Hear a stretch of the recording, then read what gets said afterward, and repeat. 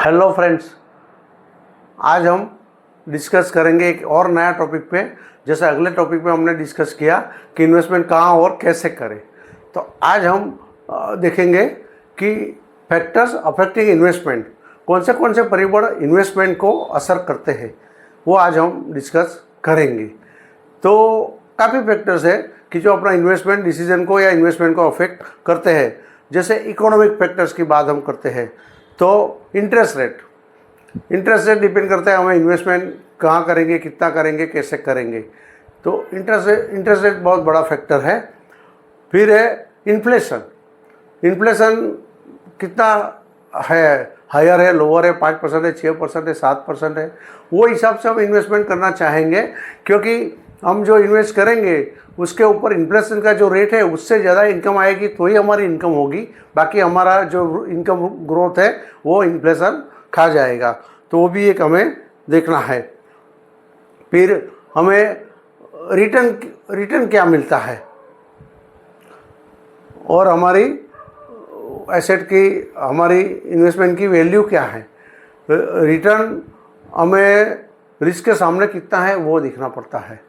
और हमारा investment value बोले तो हम कितना पैसा लगाए और उसके सामने क्या रिटर्न हो रहा है, तो वो भी एक फैक्टर है कि जो इफेक्ट करेगा हमारा डिसीजन को कि हमें कितना इन्वेस्ट करना है, कितना नहीं करना है।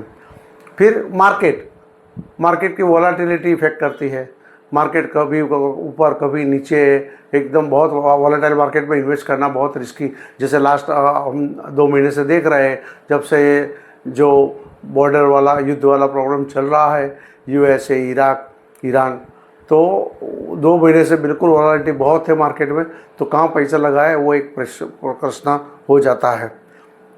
और इन्वेस्टमेंट का प्रकार लॉन्ग टर्म है, शॉर्ट टर्म है, वो भी देखना पड़ता है। कोई स्कीम है जैसे 10 साल की है या 15 साल की है, जैसे पीपीएफ की हो गई, एलआईसी की हो गई, तो ये सब लॉन्ग टर्म के लिए। अभी इतना लॉन्ग टर्म हमें रखना है नहीं रखना है वो डिपेंड करता है सिचुएशन पे।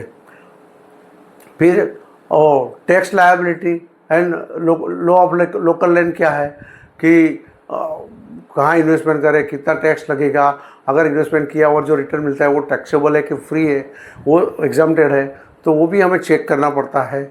और कानून के मुताबिक टीडीएस है, टैक्स डिडक्टेड सोर्स है, तो वो सब हमें देख के ही इन्वेस्टमेंट करना पड़ता है।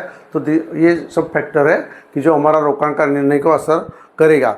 साइकोलॉजिकल फैक्टर, सब लोग जहाँ दौड़ते हैं वहाँ हम भी दौड़े, एक साइकोलॉजी होती है ना कि सबने लगाया मैं रह गया, तो वो भी एक फैक्टर है साइकोलॉजिकल कि भाई ये है।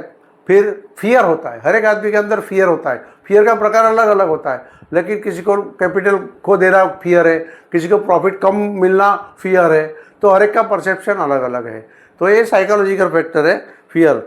फिर हमारा डिसीजन की क्वालिटी, हम किस बेस पे डिसीजन ले रहे हैं, हम किसके एडवाइस तो डिसीजन ले रहे हैं, हमारा कितना स्टडी है, वो डिपेंड करता है कि हम इन्वेस्टमेंट कैसा, कहाँ और कैसे करें।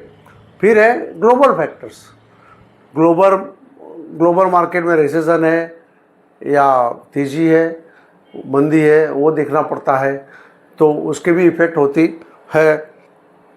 फिर जो मार्केट है वो कौन सी दिशा में जा रहा है, अपवर्ड जा रहा है कि लोअर जा रहा है, तो वो भी हमें देखना पड़ता है। तो फ्रेंड्स, काफ़ी फैक्टर्स है कि जो हमारा इन्वेस्टमेंट को इफेक्ट करेगा। ऊपर से हमारा खुद का, हमारे ज़िंदगी की कौन सी लाइफ साइकिल में हम जा रहे हैं। मान लो कि हमारे कैरियर के शुरुआत तो हम इन्वेस्टमेंट करना चाहते हैं, तो हम लॉन्ग टर्म के लिए सोच सकते हैं, 20 साल, 25 साल, 30 साल। अगर हम मिड ऑफ द कैरियर है, एज है, तो हमें 10-15 साल परमिट करता है, तो उसके ऊपर हम ज़्यादा इन्वेस्ट नहीं कर सकते हैं। और मान लो कि हम लाइफ साइकिल में मान लो कि 50 साल के ऊपर की एज है, तो हमें एकदम सिक्योर्ड इन्वेस्टमेंट चाहिए, हम रिस्क नहीं ले सकते हैं, हमें बिल्कुल कंसिस्टेंट इनकम वाला इन्वेस्टमेंट चाहिए, रिटायरमेंट होने के बाद हमें रेगुलर इनकम मिलनी चाहिए, तो वो सब कंसिडर किया जाता है। तो हर एक फैक्टर हर एक आदमी को अलग अलग तरीके से इफेक्ट करता है। तो इसका कोई कॉमन ये नहीं है कि ये बैरोमीटर है और वो हिसाब से इन्वेस्टमेंट हो गया, ऐसा नहीं है। तो आप खुद को स्टडी करना चाहिए, जहाँ भी इन्वेस्टमेंट करना चाहते हो वो उसमें, और अपने फाइनेंशियल एडवाइज़र का ज़रूर कंसल्ट करना चाहिए, और वो एक्सपर्ट है तो वो मुताबिक आप कर सकते हो। फिर भी पूंजी आपकी है, आपको 5 बार सोच के इन्वेस्टमेंट करना चाहिए। और फ्रेंड्स, मेरा ये वीडियो आपको पसंद आया होगा, आप उसको लाइक और शेयर कीजिएगा और मेरे चैनल को सब्सक्राइब कीजिएगा। फिर मिलेंगे अगले वीडियो में। Thank you.